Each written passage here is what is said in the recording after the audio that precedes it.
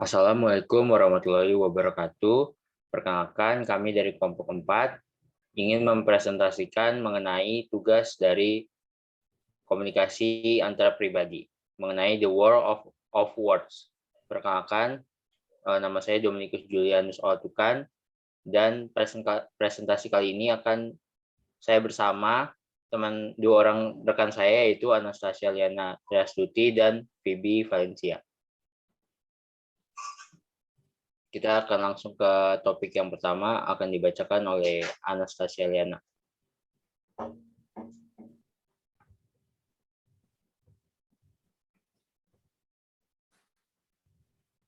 Oke, baik. Di sini topik yang akan kita bahas yang pertama yaitu ada sifat simbolik bahasa, kemudian yang kedua ada prinsip komunikasi verbal, yang ketiga kemampuan simbolis, yang keempat komunitas tutur, yang kelima media sosial dan komunikasi verbal, dan yang terakhir pedoman meningkatkan komunikasi verbal. Sifat simbolik bahasa. Simbol adalah sesuatu yang dapat mewakilkan ide, perasaan, pikiran, benda, dan tindakan secara arbitrer. Dapat kita ketahui semua bahasa bersifat simbolik, tetapi tidak semua simbol itu merupakan bahasa. Berikut ini ada 3 karakteristik dari simbol. Yang pertama, simbol bersifat berubah-ubah.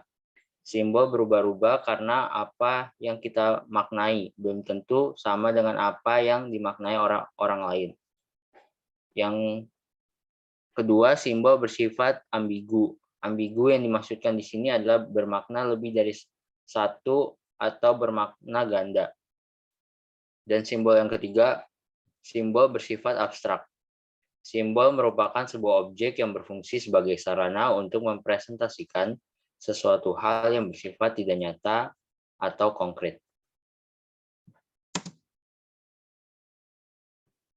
Prinsip komunikasi verbal. Prinsip komunikasi verbal diantaranya adalah interpretasi individu memengaruhi makna. Komunikasi verbal dipengaruhi oleh interpretasi makna individu yang terlibat dalam komunikasi. Pengaruh budaya, kebiasaan, kendala bahasa, gangguan pendengaran, serta kepribadian dapat mempengaruhi kemampuan seseorang dalam menginterpretasi atau menafsirkan suatu makna dalam komunikasi, sehingga dibutuhkan kata-kata dan bahasa yang ringkas serta jelas agar tidak terjadi ambiguitas dalam komunikasi. Untuk inilah ada aturan tata bahasa, yaitu untuk menciptakan makna yang sama bagi orang yang memberikan maupun menerima informasi.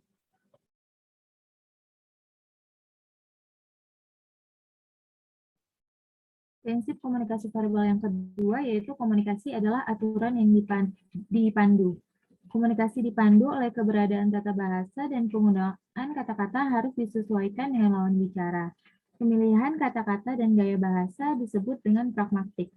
Pragmatik adalah bagaimana manusia menggunakan komunikasi verbal, misalnya berbicara dengan gaya bahasa formal kepada profesor dan berbicara dengan gaya kasual pada teman-teman. Kemudian prinsip komunikasi verbal yang ketiga yaitu penekanan mempengaruhi makna.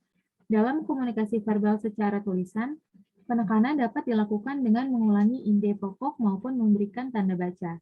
Saat tanda koma, berarti ide kalimat masih berjalan dan akan berhenti pada tanda titik. Tanda seru juga dapat menekankan suatu kalimat. Sedangkan tanda tanya membuat pembacanya memikirkan jawaban dari pertanyaan tersebut. Dalam komunikasi verbal, secara lisan, penekanan dapat dilakukan dengan intonasi. Misalkan saat marah, kalimat diucapkan dengan nada tinggi. Begitu pula saat menekankan dan menegaskan sesuatu. Intonasi sangat berpengaruh pada penekanan dan juga penyampaian makna dari komunikasi verbal secara lisan. Kemampuan simbolis. Kemampuan kita untuk menggunakan simbol memungkinkan kita untuk hidup di dunia ide dan makna. Alih-alih hanya bereaksi terhadap lingkungan konkret kita memikirkannya dan terkadang mengubahnya. Terdapat 5 cara kemampuan simbolik yang mempengaruhi kehidupan kita antara lain. Yang pertama, bahasa mendefinisikan fenomena. Kemampuan simbolik yang paling dasar adalah definisi. Kita menggunakan simbol untuk mendefinisikan pengalaman, orang, hubungan, perasaan, dan pikiran. Bahasa membentuk persepsi. Ketika kita melabeli seseorang, kita memusatkan perhatian pada aspek-aspek tertentu dari orang itu dan aktivitasnya. Dan kita mengabaikan aspek-aspek lain dari orang tersebut. Setiap definisi mengarahkan perhatian kita pada aspek-aspek tertentu dari orang tersebut. Kita cenderung melihat dan berinteraksi dengan orang-orang menurut cara kita mendefinisikan mereka. B. Bahasa dapat ditotalisasikan. Ini terjadi ketika kita menanggapi seseorang seolah-olah satu label yang telah kita pilih atau terima dari orang lain secara total mewakili siapa dia. Mentotalisasikan tidak sama dengan stereotip. Ketika membuat stereotip seseorang, maka dapat mendefinisikannya dalam hal karakteristik suatu kelompok. Ketika kita mentotalisasikan orang lain, kita meniadakan sebagian besar mereka dengan berfokus pada satu aspek identitas mereka. C. Bentuk bahasa dan mencerminkan hubungan. Simbol yang dapat kita gunakan untuk mendefinisikan pengalaman dalam hubungan kita bisa mempengaruhi cara kita berpikir dan merasakan tentang hubungan itu. Sebagai contoh, ada yang menemukan bahwa beberapa orang mendefinisikan perbedaan sebagai kekuatan positif yang memberi energi pada suatu hubungan dan membuatnya tetap menarik. Yang lain mendefinisikan perbedaan sebagai masalah atau penghalang untuk pendekatan.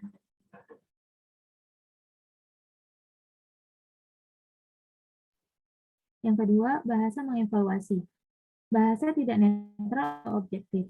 Sulit untuk menemukan kata-kata yang benar-benar netral atau objektif. Jadi, kata-kata tertentu yang kita gunakan dapat membentuk persepsi yang berbeda antara kita dan persepsi orang lain. Itu kemudian dibagi menjadi 3, yaitu yang pertama A, bahasa membentuk dan mencerminkan persepsi.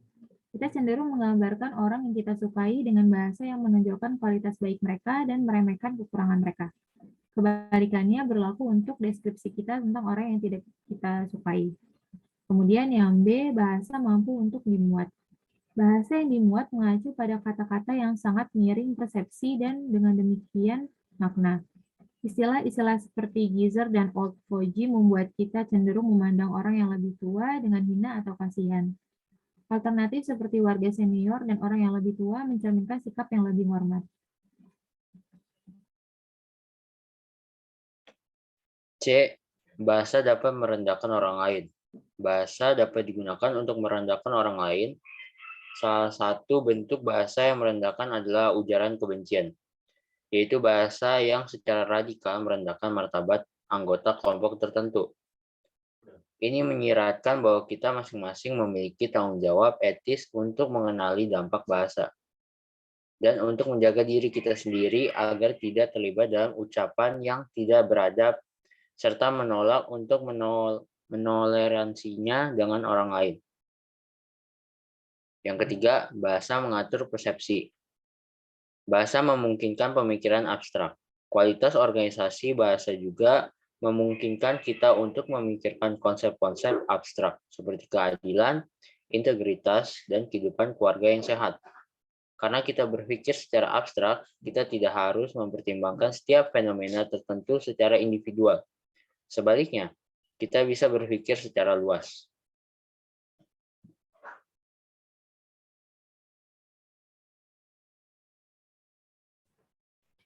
B. Bahasa dapat distereotip. Kapasitas kita untuk mengabstraksi juga dapat mendistorsi pemikiran. Cara utama ini terjadi adalah melalui stereotip, yaitu berpikir dalam generalisasi yang luas tentang seluruh kelas orang atau pengalaman. Penting untuk merenungkan stereotip dan tetap waspada terhadap perbedaan antara fenomena yang kita tempatkan dalam kategori apapun. Yang keempat, bahasa memungkinkan pemikiran hipotesis. Kita dapat berpikir secara hipotesis, kita dapat merencanakan, bermimpi, mengingat, menetapkan tujuan, mempertimbangkan tindakan alternatif, dan membayangkan kemungkinan. A.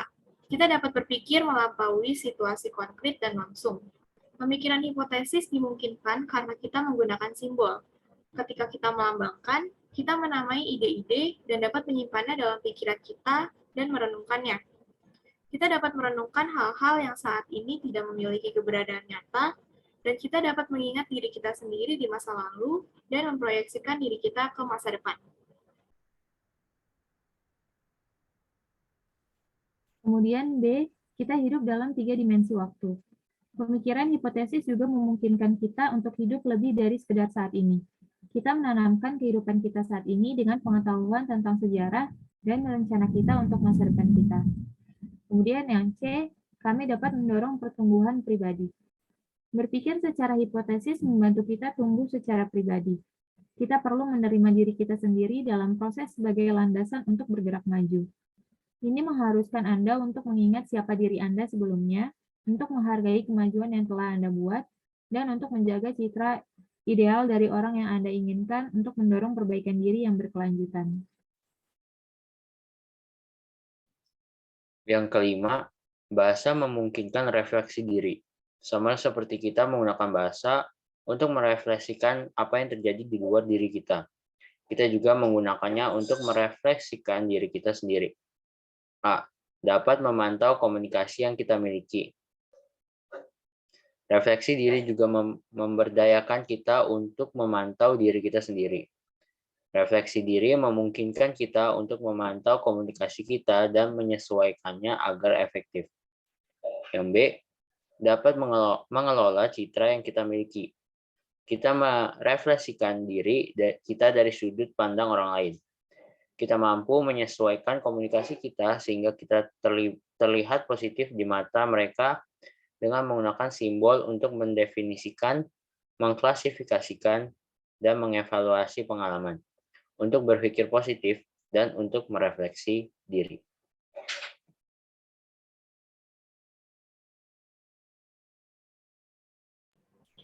Komunitas tutur. Komunitas tutur adalah sekelompok orang yang memiliki komunikasi verbal dan norma-norma praktik kebahasaan yang mirip. Kelompok tersebut dapat terwujud sebagai akibat interaksi jangka panjang antara orang-orang yang memiliki preferensi dan relatif sama dalam bentuk dan gaya komunikasi. Contohnya adalah komunitas tutur gender. Bersosialisasi dalam komunitas gender yang berbeda dapat menyebabkan beberapa kesalahpahaman umum antara perempuan dan laki-laki. Contohnya, ketika sedang mendiskusikan masalah. Seringkali, ketika seorang wanita memberitahu seorang pria tentang sesuatu yang mengganggunya, sang pria akan menawarkan nasihat atau solusi. Karena menurut sang pria, ia harus melakukan sesuatu untuk menunjukkan sebuah dukungan. Padahal, perempuan menginginkan empati atau diskusi mengenai perasaan dahulu sebelum beralih ke hal-hal praktis seperti nasihat. Pola komunikasi dapat bervariasi antara orang-orang dari kelompok sosial yang berbeda, bahkan walaupun mereka hidup dalam masyarakat yang sama.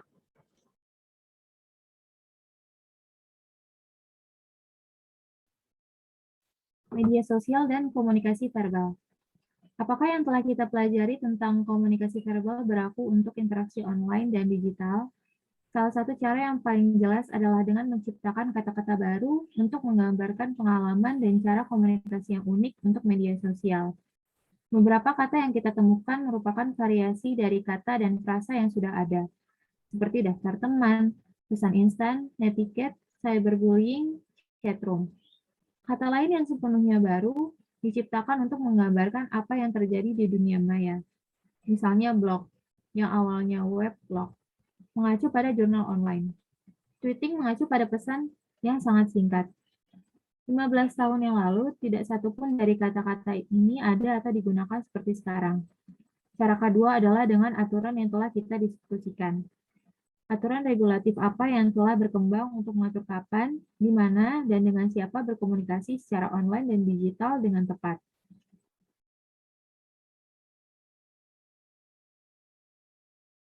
Selanjutnya, pedoman meningkatkan komunikasi verbal. Yang pertama, terlibat dalam perspektif ganda. Kita harus dapat memposisikan diri sendiri sebagai lawan bicara untuk mendapatkan perspektif baru, sehingga kita dapat lebih berhati-hati dalam berkomunikasi. Yang selanjutnya, tanggung jawab dengan perasaan dan pikiran Anda sendiri. Dalam konteks tertentu, orang lain mungkin sangat mempengaruhi pikiran dan perasaan kita. Namun, bahkan dalam situasi ekstrim, kita perlu ingat bahwa kita yang bertanggung jawab atas perasaan kita sendiri, bukan orang lain. Komunikator yang efektif bertanggung jawab atas diri mereka sendiri dengan menggunakan bahasa yang menguasai pikiran dan perasaan mereka.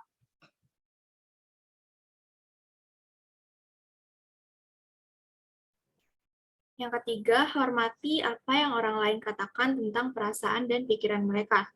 Kita cenderung merasa terluka atau tidak dihargai ketika seseorang memberitahu kita bahwa ide atau perasaan kita salah. Komunikator yang efektif tidak membantah atau meremehkan apa yang orang lain katakan tentang apa yang mereka rasakan dan pikirkan.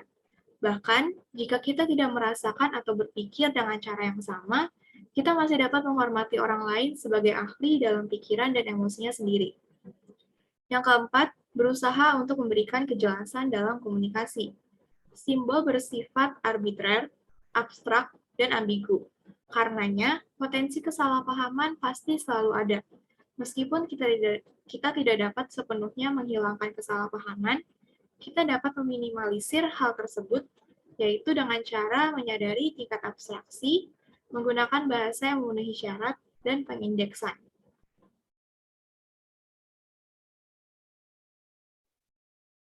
Kesimpulan. Dalam bab ini kita membahas dunia kata dan makna, alam semesta manusia yang unik yang kita huni karena kita adalah pengguna simbol. Karena simbol bersifat arbitrer, ambigu, dan abstrak, kata-kata tidak memiliki makna yang melekat. Sebaliknya, kita secara aktif membangun makna dengan menafsirkan simbol berdasarkan perspektif dan nilai-nilai yang didukung dalam budaya dan kelompok sosial kita, dan berdasarkan interaksi dengan orang lain dan pengalaman pribadi kita. Kita juga memberi tanda baca untuk menciptakan makna dalam komunikasi. Kita menggunakan bahasa untuk mendefinisikan, mengevaluasi, dan mengklasifikasikan diri kita sendiri, orang lain, dan pengalaman kita di dunia. Selain itu, kita menggunakan bahasa untuk berpikir secara hipotesis, sehingga kita dapat mempertimbangkan alternatif dan secara bersamaan menghuni ketiga dimensi waktu. Kesimpulan selanjutnya, akhirnya bahasa memungkinkan kita untuk merefleksikan diri sehingga kita dapat memantau perilaku kita sendiri. Meskipun anggota masyarakat berbagi bahasa yang sama, kita tidak semua menggunakannya dengan cara yang sama. Yang kedua, berbagai kelompok atau komunitas tutur yang ada baik di dalam maupun di antara negara-negara mengajari kita aturan untuk berbicara dan untuk menafsirkan komunikasi. Karena aturan komunikasi antar kelompok sosial berbeda-beda, kita tidak boleh berasumsi bahwa orang lain menggunakan kata-kata seperti kita. Demikian juga, kita tidak boleh berasumsi bahwa orang lain berbagi aturan kita untuk berkomunikasi. Bagian terakhir dari bab ini membahas prinsip-prinsip untuk meningkatkan efektivitas dalam komunikasi verbal. Karena kata-kata dapat memiliki arti yang berbeda bagi berbagai orang, dan karena kelompok sosial yang berbeda menanamkan beberapa aturan berbeda untuk berinteraksi, kesalahpahaman selalu mungkin terjadi. Sekian presentasi dari kelompok kami. Mohon maaf jika ada salah-salah kata. Terima kasih.